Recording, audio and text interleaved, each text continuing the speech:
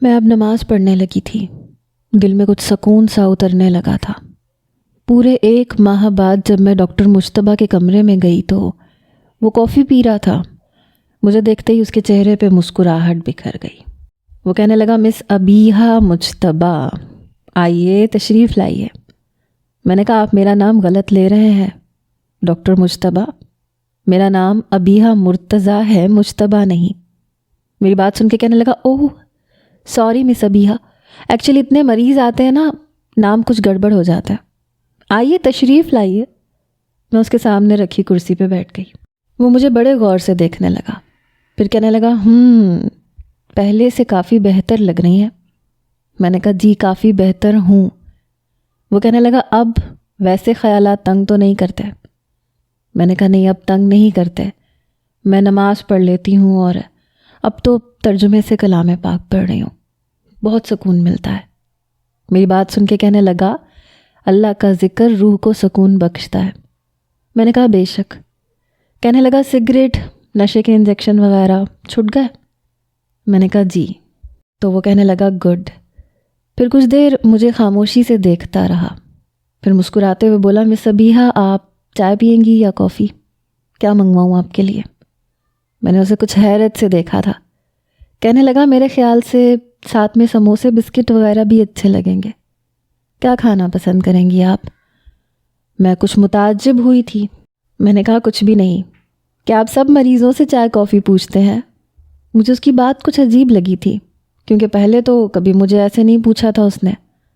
میری بات سن کے کہنے لگا، جی نہیں، میں اتنا بھی شاہ خرچ نہیں ہوں کہ مریضوں کی آؤ بھگت کرتا پھروں، وہی لاپرواہ انداز۔ میں نے کہا، پھر مجھ سے کیوں پوچھ رہے ہیں؟ کہنے لگا، میں نے سوچا آپ سے کچھ دیر گپے لگا لوں، ساتھ میں اکٹھے کافی بھی پی لیتے ہیں، اب 1 گھنٹہ بھی تو گزارنا ہے نا، بڑی ترنگ میں بول رہا تھا۔ اس کی بات سن کے میں نے کہا، میں نے 5000 فیس آپ سے گپے مارنے کے لیے تو پے نہیں کی ہے۔ میری بات سن کے کہنے لگا، پھر کس لیے کی ہے مس ابیحہ؟ میں نے کہا، چیک اپ کے لیے۔ وہ اپنی مسکراہٹ دبانے کی کوشش کر رہا تھا، پھر کہنے لگا، اچھا پھر کہاں سے چیک اپ شروع کروں، آپ بتا دیں، کیونکہ مجھے تو اب یہ نہیں لگتا کہ آپ کو علاج کی مزید ضرورت ہے۔ آپ خود ہی کہہ رہی ہیں کہ اب آپ بالکل نارمل ہیں، اب آپ نے 5000 بھر ہی لیا ہے، تو میں نے سوچا کہ چلو مل کے چائے پی لیتے ہیں تاکہ آپ کے پیسے ضائع نہ ہوں۔ اس کی بات پر میں کچھ خفت میں مبتلا ہوئی تھی۔ میں سوچ میں پڑ گئی کہ واقعی میں یہاں کیوں آئی تھی۔ میرا ٹریٹمنٹ کمپلیٹ ہو چکا تھا، اب میں بالکل ٹھیک ہو چکی تھی، پتہ نہیں میں کیوں اس شخص کے مذاق کا نشانہ بننے یہاں پہنچ گئی۔ میں نے کہا، وہ آپ نے یہ نہیں کہا تھا کہ اب مت آنا؟ میں نے ایک بھونڈا سا بہانہ بنانے کی کوشش کی۔ وہ کہنے لگا، اوہ تو آپ کو اس بات کا انتظار تھا، چلیں میں کہہ دیتا ہوں، مس ابیحہ اب آپ بالکل ٹھیک ہو گئی ہیں، اس لیے براہ کرم اب یہاں تشریف مت لائیے گا۔ اب ٹھیک ہے مس ابیحہ؟ وہ کافی خوشگوار موڈ میں لگ رہا تھا۔ میں اٹھ کے کھڑی ہو گئی اور باہر نکل گئی۔ پتہ نہیں کیوں میں اس شخص کے ہاتھوں ذلیل ہونے کے لیے یہاں آ جاتی ہوں۔ میں خود کو ملامت کرتے ہوئے واپس گھر آ گئی۔ محلے والوں کی نظریں اور باتیں مجھے اب پریشان کرنے لگی تھیں۔ میں اسکارف پہننے لگی تھی، لیکن جب بھی میں اپنے گھر سے باہر جاتی تو خواتین میرے پاس سے گزرتے ہوئے کہتی کہ 100 چوہے کھا کے بلی حج کو چلی، ارے اس کی تو وہ مثال ہے۔ مجھے یہ سمجھ میں نہیں آتا تھا کہ میں نے تو گناہوں سے صرف بچنے کی کوشش کی تھی، اپنے آپ کو نوچا تھا، مارا تھا، انجیکشن لگائے تھے، نشہ کیا تھا، لیکن گناہ سے بچی رہی، اور ابھی تک فیروز کے علاوہ میں نے کسی مرد کے ساتھ کوئی بھی غلط تعلق قائم نہیں کیا تھا۔ ہاں کچھ گستاخیاں کی تھی، لیکن میں معافی بھی تو مانگ چکی تھی۔ شاید اللہ تعالیٰ بندے کے گناہوں کو معاف کر دیتا ہے، لیکن یہ بندے اگر کسی کی برائی سے واقف ہو جائیں تو اس کا جینا دوبھر کر دیتے ہیں، یہ معاف نہیں کرتے۔ میں اب اس محلے میں رہنا ہی نہیں چاہتی تھی۔ میں دوبارہ سے ڈپریشن کی شکار نہیں ہونا چاہتی تھی، اس لیے میں نے اپنا گھر بیچا۔ گھر ڈیفینس میں تھا، اس لیے اس کی قیمت کافی اچھی لگی تھی، اور ایک مناسب سی جگہ پہ بنے ڈبل اسٹوری گھر کو لے لیا میں نے۔ ایک پورشن میں نے کرائے پہ دے دیا اور ایک پورشن میں اپنے آپ کو مقید کر لیا۔ میں باہر نہیں نکلتی تھی، کسی سے ملتی جلتی نہیں تھی۔ اب میرا اتنا خرچہ بھی نہیں تھا، جو کرایہ آتا تھا میں اسی میں اپنا گزارا کر لیتی تھی۔ ایک بار ملیحہ کا فون آیا. وہ کہنے لگی کہاں چلی گئی ہو تم؟ تمہارے گھر میں تو کوئی اور لوگ رہ رہے ہیں. وہ کہتے ہیں کہ گھر بیچ دیا تم نے. میں نے کہا ہاں بیچ دیا میں نے ملیحہ کو اپنے گھر کا ایڈریس سینڈ کیا. وہ مجھ سے ملنے آ گئی. کہنے لگی وہ گھر کیوں چھوڑ دیا؟ میں نے کہا لوگ باتیں کرنے لگے تھے اور میں دوبارہ ڈپریشن میں نہیں جانا چاہتی. میں نہیں چاہتی کہ میں دوبارہ ڈپریشن کی مریضہ بنوں اور اس فضول سے ڈاکٹر سے میرا پالا پڑے. مجھے اس کے پاس دوبارہ نہیں جانا. میری بات سن کے ملیحہ ہنسنے لگی. میں نے کہا تم کیوں دانت نکال رہی ہو؟ کہنے لگی اچھا خاصا ڈاکٹر ہے اور دیکھنے میں بھی اچھی شخصیت کا مالک ہے. میں نے کہا تمہیں نہیں پتا ایسے بھگو بھگو کے انڈائریکٹلی تانے مارتا ہے. مجھے بالکل اچھا نہیں لگتا. ملیحہ کہنے لگی ایکچولی وہ میرے ہسبینڈ کا دوست ہے اور جب بھی ہمارے گھر آتا ہے تو تمہاری خیریت ضرور پوچھتا ہے. ٹھیک ہے اسے پتا ہے کہ تم میری دوست ہو. میرے لیے تو یہ انکشاف کچھ عجیب سا تھا. میں نے کہا تم نے پہلے تو کبھی نہیں بتایا. کہنے لگی میں نے ضروری ہی نہیں سمجھا شاید اسی لیے ذکر نہیں کیا. میں نے کہا ہاں اتنا بھی ضروری نہیں ہے اس کا ذکر کرنا. اچھا اب تم آئی ہو تو کھانا کھا کے جانا. وہ کہنے لگی ہاں ضرور میں کھانا کھا کے جاؤں گی اور بڑی تسلی سے جاؤں گی. آج آفس کی چھٹی ہے. پتہ نہیں کیوں میرا جی چاہا کہ میں اس سے پوچھوں کہ کیا فیروز آتا ہے یا جاب چھوڑ کے جا چکا ہے. میں اب بھی فیروز کو بھول نہیں پائی تھی کیونکہ وہ برا نہیں تھا. کبھی کبھی مجھے اس بات کا بہت قلق ہوتا تھا کہ کاش میرا علاج پہلے ہو جاتا, میری طلاق تو نہ ہوتی, میرا گھر تو نہ ٹوٹتا. مجھے فیروز سے محبت تھی یا شاید اب بھی میں اس سے محبت کرتی تھی کیونکہ جب میں پہلے بھی اس شخص کے ساتھ رات گزارنے پہ آمادہ ہوئی تھی جو مجھے فلیٹ میں لے کے گیا تھا تب بھی اس کی قربت میں مجھے فیروز محسوس ہوا تھا. میں اپنے تصورات میں بھی اب فیروز کے ساتھ ہوتی تھی. میں نے خود کو جھٹکا لیکن دل بڑا بے چین تھا. میں کھانا بنا رہی تھی اور ملیحہ کی چبڑ چبڑ زبان چلتی جا رہی تھی. کبھی باس کی باتیں, کبھی اپنے ہسبینڈ کی باتیں, کبھی بچوں کی باتیں. غلطی سے بھی اس نے فیروز کا نام کہیں نہیں لیا تھا. ہم نے مل کے کھانا کھایا. میں نے اس کے لیے چائے بنائی. چائے پیتے ہوئے میں نے پوچھا, میں نے کہا وہ فیروز کیا ابھی بھی اسی آفس میں کام کرتا ہے؟ میری بات پر ملیحہ کے ماتھے پہ بل پڑے. کہنے لگی تم کیوں پوچھ رہی ہو؟ میں نے کہا بس ایسے ہی, ہم کولیگ بھی تو تھے نا. میں نظریں چراتے ہوئے کہنے لگی. اس نے مجھے بڑے غصے سے دیکھا. پھر کہنے لگی فیروز تمہاری زندگی سے جا چکا ہے, وہ چیپٹر کلوز ہو چکا ہے. میں تمہارے سامنے اس کا ذکر تک نہیں کرتی کہ کہیں تمہیں تکلیف نہ پہنچے, اور ایک تم ہو کہ خود پوچھ رہی ہو. میں نے کہا مجھے اس کے ذکر سے تکلیف نہیں ہوتی کیونکہ وہ اپنی جگہ ٹھیک تھا. کوئی اور ہوتا تو بھی ایسا ہی کرتا. برائی تو مجھ میں تھی نا. وہ کہنے لگی وہ تمہیں انڈرسٹینڈ بھی کر سکتا تھا, تمہیں سمجھ سکتا تھا, جیسے ڈاکٹر مجتبیٰ نے تمہیں سمجھا. وہ تمہیں برا نہیں کہتے, نہ برا سمجھتے ہیں. میں نے کہا پلیز ملیحہ اس فضول انسان کا نام میرے سامنے مت لیا کرو. ساری چائے کا مزہ تم نے کرکرا کر دیا. اس نے بھی مجھ سے یہی کہا تھا کہ میں آپ کا شوہر ہوتا تو میں بھی آپ کو چھوڑ دیتا. بڑا دل دکھانے والا تانا دیا تھا اس نے مجھے. وہ کہتا ہے بیچارہ چھوڑتا نہیں تو اور کیا کرتا, آپ جیسی لڑکی کے ساتھ کوئی رہ نہیں سکتا. یہ کہتے ہوئے میری آنکھیں بھیگی تھیں. وہ کہنے لگی اچھا ایسا کہا اس نے؟ میں نے کہا اور کیا, تم کیا سمجھتی ہو وہ بہت اچھا انسان ہے. تمہیں نہیں پتا میرا علاج مکمل ہو چکا تھا لیکن اس نے مجھے نہیں بتایا کہ اب مجھے اس کے پاس نہیں جانا, اور میں منہ اٹھا کے چلی گئی. 5,000 میں نے فیس بھی بھری, اور جب میں گئی تو کہنے لگا چائے منگواؤں یا کافی سموسے کھائیں گی یا بسکٹ. میری بہت بے عزتی کی تھی اس نے. وہ کہنے لگی اس میں بے عزتی والی کیا بات ہے؟ میں نے کہا وہ مجھے کھلانے کے موڈ میں نہیں تھا, بس جان بوجھ کے کہہ رہا تھا کہ جب آپ کا علاج ہو چکا ہے تو یہاں کیوں آئی ہیں, گپے مارنے کے لیے آئی ہیں. تمہیں نہیں پتا وہ انڈائریکٹلی بہت تانے دیتا ہے مجھے. پتہ نہیں اس کی بیوی کیسے برداشت کرتی ہوگی اسے. میری بات میں ملیحہ کہنے لگی اس کی شادی نہیں ہوئی ہے ابھی تک. میں نے کہا اچھا چلو اچھا ہی ہے اس کی شادی نہیں ہوئی, ورنہ اس کی بیوی بھی اس کے ساتھ نہیں رہ سکتی تھی, چھوڑ کے بھاگ جاتی اسے. میں نے چائے کا کپ ختم کیا. ملیحہ کہنے لگی میرا خیال ہے تمہیں اب جاب شروع کر دینی چاہیے. کہیں بھی جاب کے لیے اپلائی کرو گی تو تمہیں جاب مل جائے گی۔ میں نے کہا ہاں لیکن مجھے نہیں کرنی۔ وہ کہنے لگی کیوں نہیں کرنی؟ جاب کرو، اپنی لائف کو پھر سے سٹارٹ کرو۔ میں نے کہا نہیں، مجھے گھر میں رہنا ہے، اس 4 دیواری میں قید رہنا ہے۔ مجھے باہر لوگوں کا سامنا کرنے سے گھبراہٹ ہونے لگتی ہے، ایسے لگتا ہے سب میرے ذہن کو پڑھ چکے ہیں، سب کی نظریں مجھے بہت پریشان کرتی ہیں۔ ملیحہ میں کسی کا بھی سامنا نہیں کرنا چاہتی، پھر تمہارے سامنے ہے، مجھے پیسوں کی نہ لالچ ہے نہ ضرورت ہے، بس اوپر کا کرایہ آتا ہے، میرا گزر بسر ہو رہا ہے، گزر جائے گی یوں ہی زندگی۔ وہ کہنے لگی کمرے کے اندر اور گھر کے اندر قید رہ کے۔ میں نے کہا ہاں۔ وہ کہنے لگی تم پاگل ہو جاؤ گی پھر سے۔ میں نے کہا نہیں ہوتی، اور بے فکر رہو، پاگل ہو بھی گئی تو تمہارے اس کھڑوس ڈاکٹر کے پاس نہیں جاؤں گی، لیکن مجھے باہر نہیں جانا، مجھے لوگوں سے نہیں ملنا، لوگوں کی نظریں مجھے بہت پریشان کرتی ہیں۔ کبھی کبھی لگتا ہے میں باہر جاؤں گی تو وہ شخص مجھے پہچان جائے گا اور باقی لوگوں سے کہے گا یہ وہی لڑکی ہے جو رات کو میرے ساتھ فلیٹ پہ گئی تھی اور اس نے میرے ساتھ جانوروں والا سلوک کیا تھا، اس لڑکی سے بچو، یہ مردوں کو کھانے والی ڈائن ہے۔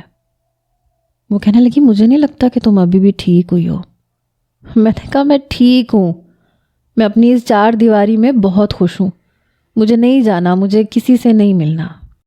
تو کہنے لگی میں تو تمہارے لیے ایک پروپوزل لائی تھی، عمران کا ایک بہت اچھا دوست ہے، بس ریسنٹلی اس کی بیوی کا انتقال ہو گیا ہے، یوں سمجھو کہ ڈیلیوری کے وقت ماں اور بچہ دونوں ہی مر گئے تھے۔ میں چاہتی ہوں کہ اب یہ تم ایک نئی زندگی شروع کرو۔ میں نے کہا نہیں، مجھے نہیں کرنی شادی، پلیز مجھے کسی اور مصیبت میں مت ڈالو۔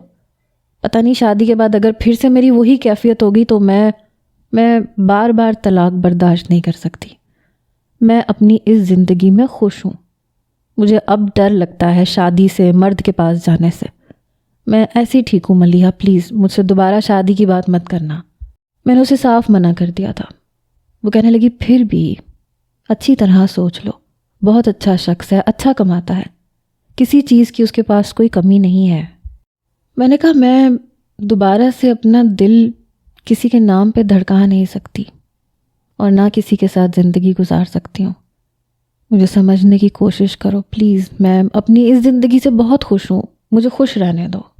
میں نے 2 ٹوک انداز میں ملیحہ سے بات کی تھی، وہ بیچاری چپ کر کے چلی گئی، اور سچ بھی یہی تھا، مجھے اب ڈر لگنے لگا تھا، خوف آنے لگا تھا۔ ایک تو میں فیروز کو نہیں بھول سکتی تھی، وہ اب بھی میرے دل کا مکین تھا، میں نے اسے ٹوٹ کے چاہا تھا، محبت کی تھی، اور دوسرا کیا خبر میرے سوئے ہوئے جذبات پھر سے جاگ جائیں اور پھر وہی سب کچھ ہو جو ہو چکا ہے۔ میں دوبارہ سے وہ سب کچھ نہیں چاہتی تھی، اس لیے بس اپنے آپ کو 4 دیواری میں بند رکھتی تھی۔ یہاں کوئی نہیں جانتا تھا کہ میں کیسی ہوں، گھر کے سارے کام میں خود کرتی تھی، اپنے گھر میں میں نے کسی ملازمہ کو نہیں رکھا تھا، کیونکہ اندر ہی اندر میرے اندر ایک خوف تھا کہ کہیں میں پھر سے کسی کو دیکھ کے بے قابو نہ ہو جاؤں، بہتر ہے کہ تنہا رہوں۔ ہاں یہ تھا کہ اب مجھے نیند آ جاتی تھی، نہیں آتی تھی تو میں کلام پاک پڑھنے لگتی تھی، پڑھتے پڑھتے جب مجھے گہری نیند آنے لگتی تھی تب میں کلام پاک رکھ کے سو جاتی۔ اب مجھے خوابوں میں بھی کچھ غلط نظر نہیں آتا تھا، میں گناہوں کے خوف سے تڑپتی نہیں تھی، میرا ضمیر مجھے ملامت نہیں کرتا تھا، بس یہی تھا کہ میں تنہا تھی تو کوئی بات نہیں، میں اس تنہائی میں خوش تھی۔ وقت یوں ہی گزرنے لگا۔ ایک بار شام کے وقت میرے گھر کے مین دروازے پہ دستک ہوئی، حالانکہ میرے گھر کوئی نہیں آتا تھا۔ میں حیران تھی کہ میرے گھر کون آ سکتا ہے، کیونکہ 15 دن کا راشن میں لے کے آتی تھی، یہاں تک کہ ملک پیک، چھوٹی موٹی ضرورت کی ہر چیز، تاکہ مجھے باہر نہ جانا پڑے۔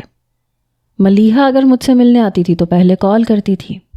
میں باہر دروازے تک گئی، میں نے کہا کون ہے؟ وہ کہنے لگا مجتبیٰ۔ دروازہ کھولیں مس صبیحہ۔ یہ میرے گھر پہ کیا کرنے آ گیا؟ میں نے ذرا سا دروازہ کھولا، ٹی شرٹ پہنی، جیبوں میں ہاتھ ڈالے، آنکھوں پہ اپنا وہی نظر کا چشمہ لگائے، وہ مجھے ہی دیکھ رہا تھا۔ میں نے کہا آپ یہاں کیوں آئے ہیں؟ کہنے لگا آپ اپنے گھر میں آنے والے ہر شخص سے یہی پوچھتی ہیں کہ وہ کیوں آیا ہے۔ میں نے کہا میرے گھر میں سب میری جان پہچان کے لوگ آتے ہیں۔ تو کہنے لگا انجان تو میں بھی نہیں ہوں، پیچھے ہٹیں۔ اس نے دروازہ کھولا، مجبوراً مجھے پیچھے ہٹنا پڑا۔ وہ اندر آ گیا، گھر کو دیکھنے لگا۔ میں نے کہا جی کہیے۔ تو کہنے لگا گھر میں کوئی ایسا کمرہ ہے جہاں مہمان بیٹھتے ہوں؟ میرا مطلب ہے کوئی ڈرائنگ روم ٹائپ کی جگہ۔ میں نے ڈرائنگ روم کی طرف اشارہ کیا۔ وہ بڑے آرام سے چلتا ہوا گیا اور جا کے صوفے پہ بیٹھ گیا، اور وہ بھی ٹانگ پہ ٹانگ رکھ کے۔ میں نے کہا جی فرمائیے۔ کہنے لگا ایسا کریں پہلے تو ٹھنڈے 7 اپ کی بوتل پلا دیں، اور اس کے بعد 1 کپ کڑک چائے، اور آپ چائے کے ساتھ کچھ لوازمات بھی رکھنا چاہیں تو رکھ سکتی ہیں، مجھے کوئی اعتراض نہیں ہوگا۔ بڑے آرام سے بیٹھا ہوا تھا۔ میرے ماتھے پہ بل پڑے۔ میں کچن میں چلی گئی، کولڈ ڈرنک میں برف ڈالی، ڈرائنگ روم میں لا کے سامنے ٹیبل پہ رکھی۔ کہنے لگا بہت شکریہ۔ میں نے کہا آپ اپنے آنے کا مقصد بتائیں گے؟ کہنے لگا وہ بھی بتا دوں گا، پہلے چائے تو بنا کے لائیں۔ ہاسپٹل سے سیدھا یہاں آ رہا ہوں، مجھے بھوک بہت لگتی ہے، اور جب بھوک زیادہ لگتی ہے تو مجھ سے بات نہیں ہوتی، تب میں صرف کھاتا ہوں۔ اگر گھر میں کچھ پڑا ہے تو لے آئے، خالی چائے مت اٹھا کے لے آئیے گا۔ میں اس کی اس بے تکلفی پہ حیران بھی ہوئی تھی اور زچ بھی ہوئی تھی۔ آیا کیوں تھا وہ؟ میں نے چائے بنائی، کچھ فروزن آئٹمز پڑے ہوئے تھے، وہ میں نے فرائی کیے اور ٹرے میں سجا کے اس کے سامنے رکھ دی، اور میں وہیں کھڑی تھی۔ کہنے لگا آپ کا ارادہ مجھے مار کے بھاگنے کا تو نہیں ہے نا؟ بیٹھ جائیں، میرے سر پہ کھڑی ہوں گی تو بات تھوڑی ہوگی۔ میں سامنے صوفے پہ بیٹھ گئی۔ اس نے پلیٹ میں شامی کباب رکھا، مزے سے کھانے لگا۔ پھر کہنے لگا مجھے اچھا لگتا اگر یہ آپ اپنے ہاتھ سے بناتی، لیکن خیر کوئی بات نہیں، یہ بھی ٹھیک ہے۔ وہ بڑے مزے سے کھا رہا تھا، اور میں اس کی شکل دیکھ رہی تھی کہ شاید اب کچھ بولے کہ وہ یہاں کیوں آیا ہے، لیکن اس نے تو میری طرف دیکھنے کی زحمت ہی نہیں کی، بس کھائے جا رہا تھا۔ پھر کہنے لگا میں بہت فوڈی ہوں، مجھ سے بھوک برداشت نہیں ہوتی، شاید آپ کو یہ سب کچھ برا لگ رہا ہے کہ میں آپ کے گھر میں آیا، کھائے جا رہا ہوں، لیکن بھوکا انسان کھاتا ہی ہے اور کیا کرتا ہے۔ آپ کا کیا خیال ہے، بھوک لگے تو کھانا چاہیے نا؟ میں نے کوئی جواب نہیں دیا۔ میں حیران تھی، وہ ساری پلیٹیں صاف کر چکا تھا۔ انسان کسی کے گھر جاتا ہے تو تکلف میں کچھ کم ہی کھاتا یا کچھ چھوڑتا بھی ہے تاکہ سامنے والے کو برا نہ لگے کہ اس نے ساری پلیٹیں خالی کی تھیں۔ پھر بڑی تسلی سے بیٹھ گیا۔ کہنے لگا اب بات شروع کرتے ہیں۔ میں اسی بات کی منتظر تھی کہ وہ بات کرے کہ وہ آیا کیوں ہے۔ کہنے لگا ملیحہ نے مجھے بتایا تھا آپ نے اپنے آپ کو گھر میں قید کر لیا ہے، آپ کسی بھی فضول انسان سے ملنا نہیں چاہتی، چاہے وہ فضول انسان آپ کی زندگی کو بدل چکا ہو، لیکن آپ کی نظر میں وہ فضول انسان ہے، اس لیے اس فضول انسان کو آپ سے ملنے کے لیے یہاں آنا پڑا، آپ کے گھر پہ۔ مجھے اندر ہی اندر ملیحہ پہ بے تحاشا غصہ آ رہا تھا۔ اگر میں نے اس سے اپنے دل کی چند باتیں کر ہی لی تھیں تو کیا ضروری تھا کہ وہ اسے بتاتی؟ وہ کہنے لگا کیا میں پوچھ سکتا ہوں کہ آپ اپنے آپ کو گھر میں قید کیوں رکھنا چاہتی ہیں؟ میں نے کہا یہ میری ذاتی زندگی ہے۔ وہ کہنے لگا جی بالکل آپ کی ذاتی زندگی ہے۔ میں نے کہا میں نہیں چاہتی کہ میری زندگی میں کوئی دوسرا دخل اندازی کرے۔ وہ کہنے لگا یہ بات بھی آپ کی بالکل ٹھیک ہے، لیکن کیا ہے کہ اس دن آپ نے 5,000 فیس بھری تھی اور مجھے لگا تھا کہ آپ نارمل ہو چکی ہیں، اس لیے بنا چیک اپ کیے میں نے آپ کو واپس بھجوا دیا تھا۔ لیکن اب ملیحہ کی باتوں سے مجھے لگا کہ نہیں، آپ کو ٹریٹمنٹ کی ضرورت ہے، اور آپ کا ٹریٹمنٹ کافی لمبا چلنے والا ہے۔ میں نے سوچا کہ چلو پیسے تو لے لیے ہیں، تھوڑے حلال ہی کر لینے چاہیے۔ آپ تو آئیں گی نہیں، کیونکہ آپ کی نظر میں میں ایک فضول انسان ہوں، تو سوچا کہ مجھے ہی ملنے چلے جانا چاہیے، آخر فیس بھی تو لی تھی نا۔ میں نے کہا آپ کو زحمت کرنے کی ضرورت نہیں تھی، پیسے میرے نزدیک اتنی اہمیت نہیں رکھتے ہیں۔ وہ کہنے لگا لیکن میرے نزدیک تو رکھتے ہیں، میں بلا وجہ پیسے نہیں لیتا، اپنے کام کے پیسے لیتا ہوں، اور آپ کا علاج تو سالوں تک چلنے والا ہے، آپ اتنی جلدی نارمل نہیں ہو سکتی، مجھے اندازہ ہو گیا ہے، اس لیے میں کچھ اور سوچ رہا تھا۔ میں نے کہا آپ کو میرے بارے میں سوچنے کی ضرورت نہیں ہے۔ وہ کہنے لگا ضرورت کیسے نہیں ہے؟ آخر آپ میری پیشنٹ ہیں، میں اپنی پیشنٹ کو ایسے نہیں چھوڑتا۔ پھر کہنے لگا مس ابیحہ، کیا آپ مجھ سے شادی کریں گی؟ اس کی بات پہ میں جتنا حیران ہوتی اتنا کم تھا۔ میں حیرت سے آنکھیں پھاڑے اسے دیکھنے لگی۔ وہ کہنے لگا ایسے تو مجھے نہ دیکھیں، بندہ بشر ہوں، دل کو کچھ ہو بھی سکتا ہے۔ یہ کہتے ہوئے وہ ذرا سا مسکرایا تھا۔ میں نے کہا آپ یہاں سے جا سکتے ہیں۔ کہنے لگا جواب سنے بغیر تو میں نہیں جاؤں گا۔ میں نے کہا مجھے شادی نہیں کرنی۔ کہنے لگا کیوں؟ مجھ سے شادی نہیں کرنی یا شادی ہی نہیں کرنی؟ میں نے کہا مجھے شادی ہی نہیں کرنی۔ وہ کہنے لگا چلو شکر ہے، یعنی مجھ میں کوئی فالٹ نہیں ہے سوائے فضول انسان کے، باقی مجھ میں کوئی برائی نہیں ہے۔ میں نے کہا آپ نے میرا جواب سن لیا، اب آپ جا سکتے ہیں۔ کہنے لگا جب مجھ میں کوئی برائی نہیں ہے تو شادی کر لینے میں میرے خیال سے کوئی حرج نہیں ہے۔ شادی کر کے دیکھ لیں، کوئی مسئلہ ہوگا تو میں ہینڈل کر لوں گا۔ میں نے کہا میں شادی نہیں کر سکتی، میں اب رسک نہیں لینا چاہتی۔ وہ کہنے لگا لیکن مجھے تو لینا ہے، میں دیکھنا چاہتا ہوں کہ شادی کے بعد آپ کے ساتھ کیا ہوتا ہے۔ میرے لیے یہ کرنا ایک طرح کا تجربہ ہوگا۔ میں نے کہا میں آپ کے کسی تجربے کی بھینٹ نہیں چڑھنا چاہتی مسٹر مجتبیٰ، آپ یہاں سے جا سکتے ہیں۔ وہ کہنے لگا چلا جاؤں گا، بس شادی کی تاریخ طے کرنے کے بعد۔ میں نے کہا عجیب زبردستی ہے۔ کہنے لگا ہاں عجیب زبردستی ہے، میں بھی یہی سوچ رہا تھا، بڑی عجیب لڑکی ہیں آپ۔ زبردستی میرے دل میں آ گئی اور آ کے بیٹھ گئی، اور آج کل تو آپ میرے خوابوں میں بھی آ جاتی ہیں۔ بڑی عجیب زبردستی ہے یار۔ اس کی بے تکلفی اور اس کی باتوں پہ میں نروس ہوئی تھی۔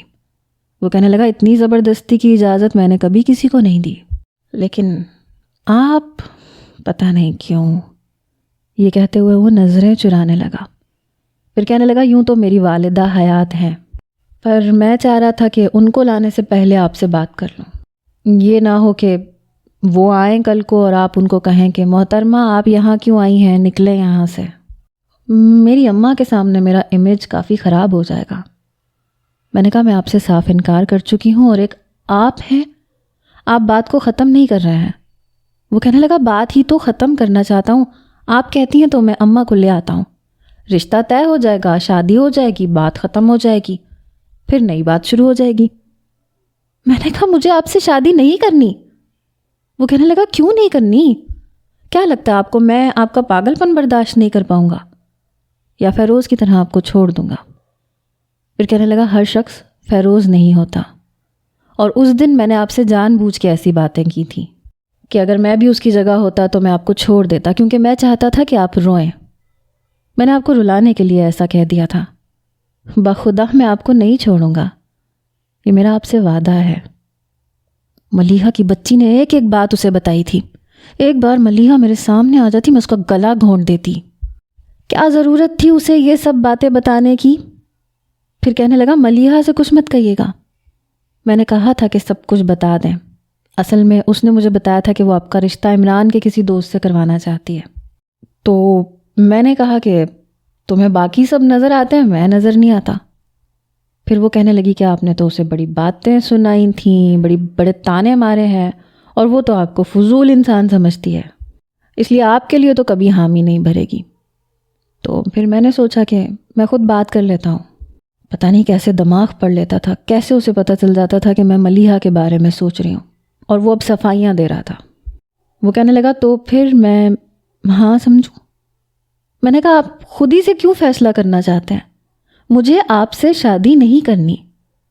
وہ کہنے لگا بس آپ اچھی لگتی ہیں۔ اس بار کافی سنجیدہ تھا۔ کہنے لگا شادی تو کرنی ہے، میں نے بھی اور آپ نے بھی، کسی نہ کسی سے تو کرنی ہے، تو پھر ایک دوسرے سے کر لیتے ہیں۔ آپ کو کوئی مسئلہ ہوگا تو بائی گاڈ شکایت نہیں کروں گا، میں ہینڈل کر لوں گا۔ مجھے آپ اچھی لگتی ہیں، عزت محبت جو آپ کا حق ہے میں آپ کو سب کچھ دوں گا، آئی پرومس۔ زندگی کی کوئی بات آپ سے نہیں کروں گا، یہ میرا آپ سے وعدہ ہے۔ تو پھر میں ہاں سمجھوں؟ مجھے یہ سمجھ نہیں آ رہا تھا کہ شخص اتنا ڈھیٹ کیوں تھا۔ میں 10 بار انکار کر چکی تھی، لیکن ہر بار موضوع بدل کے باتیں کر کے پھر مجھے وہیں لا کے کھڑا کر دیتا تھا۔ شاید وہ ہاں ہی سننے کے لیے آیا تھا۔ میں نے کہا ٹھیک ہے، اگر آپ کو لگتا ہے کہ آپ مجھے جھیل سکتے ہیں تو ٹھیک ہے، مجھے کوئی اعتراض نہیں ہے۔ میں نہیں جانتی کہ کل کو میرے ساتھ کیا ہوگا اور کیا نہیں ہوگا، پھر آپ مجھ سے شکایت مت کیجیے گا۔ وہ کہنے لگا اماں کو کب لے کے آؤں؟ کل لے آؤں۔ پتہ نہیں کس بات کی جلدی تھی اسے۔ میں نے کہا ٹھیک ہے، کل لے آئیں اپنی اماں کو۔ کہنے لگا بہت شکریہ، تھینک یو۔ پھر وہ باہر چلا گیا۔ مجھے سمجھ نہیں آ رہا تھا کہ میں نے اسے ہاں کی تو کی کیوں، اپنے انکار پہ قائم کیوں نہیں رہی۔ میرے دل میں وہ کہیں نہیں تھا تو میں اسے زندگی میں کیوں لانا چاہتی تھی؟ شاید وہ ایک سائیکالوجسٹ تھا، اس سے قائل کرنا آتا تھا۔ شاید وہ مجھے کچھ دیر کے لیے ہپنوٹائز کر چکا تھا اپنی باتوں سے، اور اب وہ جا چکا تھا۔ اس نے میرے لیے انکار کی کوئی وجہ ہی نہیں چھوڑی تھی، اور اب میں پچھتا رہی تھی۔ مجھے ہاں نہیں کرنی چاہیے تھی۔ وہ بہت چالاک تھا، وہ باتوں سے قائل کرنا جانتا تھا، اور پتہ نہیں لیکن میں اس کی باتوں میں آ گئی تھی۔ وہ اپنی ساری تسلی کروا کے گیا تھا۔ دوسرے دن میں نے ملیحہ کو بلا لیا اور وہ بہت مسکرا رہی تھی۔ میں نے کہا تم نے اچھا نہیں کیا میرے ساتھ۔ وہ کہنے لگی میں نے بہت اچھا کیا ہے، مجتبیٰ بہت اچھا انسان ہے، تم بہت خوش رہو گی۔ یقین مانو ابیحہ، میں تمہارے اس فیصلے پہ بہت خوش ہوں۔ تمہیں پتہ ہے وہ تمہارے گھر سے سیدھا ہمارے گھر آیا تھا مٹھائی کا ڈبہ لے کے، اور کہنے لگا راضی کر کے آیا ہوں محترمہ کو، اور ہاں سن کے آیا ہوں۔ مجھے تو اپنے کانوں پہ یقین نہیں ہو رہا تھا۔ ملیحہ بے حد خوش تھی، لیکن میں نہیں تھی۔ پتہ نہیں اندر ہی اندر کچھ ہو رہا تھا، خوف، بے چینی، پتہ نہیں کیا کیا۔ وہ کہنے لگی اچھا ایسا کرو، مل کے کچھ بنا لیتے ہیں، اس کی والدہ نے آنا ہے، پوچھیں گی کہ تمہیں کیا کیا آتا ہے، تو ایسا کرو تم کچھ بنا لو، میں تمہاری ہیلپ کر دیتی ہوں۔ ملیحہ نے مجھے کچھ سوچنے ہی نہیں دیا، کافی چیزیں وہ میرے ساتھ مل کے بنا چکی تھی۔ پھر مجھے تیار کر دیا۔ میں نے کہا تم یہ کیا فضول میں میک اپ کر رہی ہو، مجھے اچھا نہیں لگ رہا۔ میں آج تک کبھی کسی کے سامنے یوں نہیں بیٹھی۔